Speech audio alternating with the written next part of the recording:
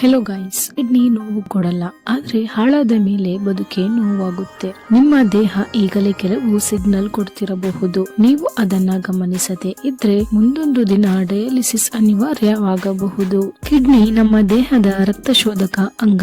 ಇದು ರಕ್ತದಲ್ಲಿರುವ ಅಶುದ್ಧತೆ ತೆಗೆದು ಹಾಕುತ್ತೆ. ವಿಷಕಾರಿ ದ್ರವ್ಯಗಳನ್ನ ಮೂತ್ರದ ಮೂಲಕ ಹೊರ ಹಾಕುತ್ತೆ. ದೇಹದ ನೀರು, ಉಪ್ಪು, ಲವಣಗಳ ಸಮತೋಲನ ಇಡು ರಕ್ತದ ಒತ್ತಡವನ್ನ ನಿಯಂತ್ರಿಸಲು ಸಹಾಯ ಮಾಡುತ್ತೆ. ಈ ಕಾರ್ಯಗಳಲ್ಲಿ ಅಡಚಣೆ ಬಂದಾಗ ಅದನ್ನೇ ಕಿಡ್ನಿ ಹಾನಿ ಅಂತ ಕರೀತಾರೆ. ಕಿಡ್ನಿ ಹಾನಿಯ ಪ್ರಾರಂಭಿಕ ಲಕ್ಷಣಗಳು: ಈ ಹಂತದಲ್ಲಿ ನೋವು ಇರೋಲ್ಲ, ಮೂತ್ರದ ಸ್ವರೂಪ ಬದಲಾಗೋದು, ಮೂತ್ರ ಹೆಚ್ಚು ಅಥವಾ ಕಡಿಮೆ ಆಗೋದು, ಮೂತ್ರದಲ್ಲಿ ನೊರೆ ನೆರಿಗೆ ಕಾಣಿಸೋದು, ಮೂತ್ರದ ಬಣ್ಣ ಗಾಢ ಹಳದಿ ಅಥವಾ ಕೆಂಪಾಗೋದು, ದೇಹದಲ್ಲಿ ಊತ ಕಾಣಿಸೋದು, ಬೆಳಿಗ್ಗೆ ಮುಖ ಊತ, ಕಣ್ಣುಗಳ ಕೆಳಗೆ ಊತ, ಸಂಜೆ ಕಾಲು ಪಾದಗಳಲ್ಲಿ ಊತ. ಇದರ ಅರ್ಥ ದೇಹದಲ್ಲಿನ ಹೆಚ್ಚುವರಿ ನೀರು ಹೊರ ಹೋಗುತ್ತಿಲ್ಲ ಅಂತ. ನಿರಂತರ ದಣಿವು, ಸ್ವಲ್ಪ ಕೆಲಸಕ್ಕೂ ಶಕ್ತಿ ಕಡಿಮೆ, ನಿದ್ರೆ ಹೆಚ್ಚು ಆದ್ರೂ ತಾಜಾತನ ಇಲ್ಲ. ಇದರ ಅರ್ಥ ರಕ್ತ ಶುದ್ಧವಾಗದೆ ದೇಹದಲ್ಲೇ ಅಶುದ್ಧ ಪದಾರ್ಥ ಜಮವಾಗ್ತಿದೆ ಅಂತ. ಹಸಿವು ಕಡಿಮೆ ಆಗೋದು, ಊಟದ ಆಸಕ್ತಿ ಕಡಿಮೆ, ಹೊಟ್ಟೆ ಭಾರ, ವಾಂತಿ ಬರೋ ಅನಿಸಿಕೆ, ದೇಹದಲ್ಲಿ ವಿಷಕಾರಿ ಅಂಶ ಹೆಚ್ಚಾಗ್ತಿದೆ ಅಂತ ಅರ್ಥ.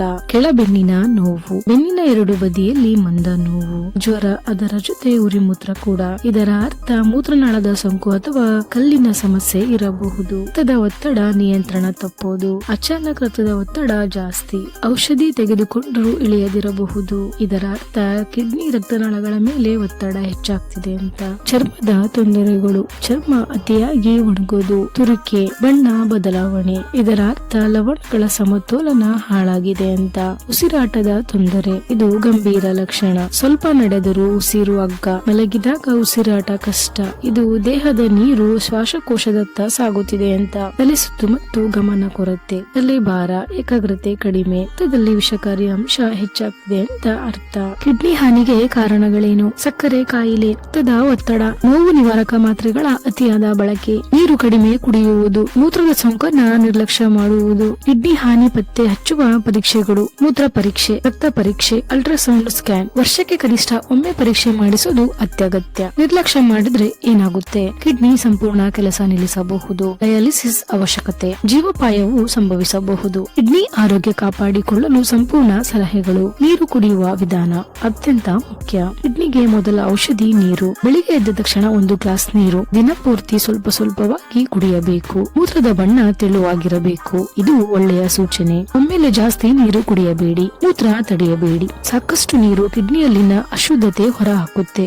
ನಿಯಂತ್ರಣ: ಉಪ್ಪು ಜಾಸ್ತಿ ಆದ್ರೆ ಕಿಡ್ನಿಗೆ ಭಾರ. ಮನೆಯ ಊಟದಲ್ಲಿ ಮಾತ್ರ ಉಪ್ಪು ಸೇವಿಸಿ, ಉಪ್ಪನ್ನ ಕಡಿಮೆ ಬಳಸಿ, ರುಚಿ ತರಕಾರಿ ಮೂಲಕ ತಂದುಕೊಳ್ಳಿ. ಉಪ್ಪಿನಕಾಯಿ, ಪ್ಯಾಕೆಟ್ ಆಹಾರ, ಚಿಪ್ಸ್, ನಮ್ಕಿನ್ ಇವುಗಳಲ್ಲಿ ಅತಿಯಾಗಿ ಉಪ್ಪು ಇರುತ್ತೆ. ಉಪ್ಪು ಕಡಿಮೆ ಆದ್ರೆ ಊತ, ರಕ್ತದ ಒತ್ತಡ ಕಡಿಮೆ ಆಗುತ್ತೆ. ಕಿಡ್ನಿಗೆ ಹಿತವಾದ ತರಕಾರಿಗಳು: ಸೋರೆಕಾಯಿ, ಹೀರೆಕಾಯಿ, ದೂದುಕಾಯಿ, ಕೋಸು, ಕ್ಯಾರೆಟ್ ಮಿತವಾಗಿ. ಇವು ದೇಹದ ನೀರು ಸಮತೋಲನ ಮಾಡುತ್ತವೆ. ಹಣ್ಣುಗಳು: ಸೇಬು, ಪಪ್ಪಾಯಿ, ಪೇರಳೆ, ಬಾಳೆಹಣ್ಣು, ಕಿತ್ತಳೆ ಅತಿಯಾಗಿ ಬೇಡ. ಕೆಲವು ಹಣ್ಣುಗಳಲ್ಲಿ ಲವಣ ಜಾಸ್ತಿ ಇರುತ್ತೆ. ಅನ್ನ ಮತ್ತು ಆಹಾರ ಕ್ರಮ: ಬಿಳಿ ಅಕ್ಕಿ ಮಿತವಾಗಿ, ಜೋಳ, ರಾಗಿ ಸಮತೋಲನದಲ್ಲಿ. ತಾಜಾ ಮನೆಯ ಊಟ, ಜಾಸ್ತಿ ಪ್ರೋಟೀನ್ ಡಯೆಟ್, ಫಾಸ್ಟ್ ಫುಡ್ ಇವುಗಳು ಕಿಡ್ನಿಗೆ ಒತ್ತಡ ಕೊಡುತ್ತೆ. ಚಹಾ, ಕಾಫಿ, ಸಾಫ್ಟ್ ಡ್ರಿಂಕ್ಸ್ ದಿನಕ್ಕೆ 1 ಕಪ್ ಮಾತ್ರ. ಕೂಲ್ ಡ್ರಿಂಕ್ಸ್, ಎನರ್ಜಿ ಡ್ರಿಂಕ್ಸ್ ಇವುಗಳು ಕಿಡ್ನಿಗೆ ವಿಷದಂತೆ ಕೆಲಸ ಮಾಡುತ್ತೆ. ಔಷಧಿ ಬಳಕೆ ಎಚ್ಚರಿಕೆ: ವೈದ್ಯರ ಸಲಹೆ ಇಲ್ಲದೆ ನೋವು ಮಾತ್ರೆ ತೆಗೆದುಕೊಳ್ಳಬೇಡಿ. ದೀರ್ಘಕಾಲ ಮಾತ್ರೆ ಸೇವನೆ ಅಪಾಯಕಾರಿ. ವೈದ್ಯರ ಸಲಹೆ ಅನಿವಾರ್ಯ. ದೈನಂದಿನ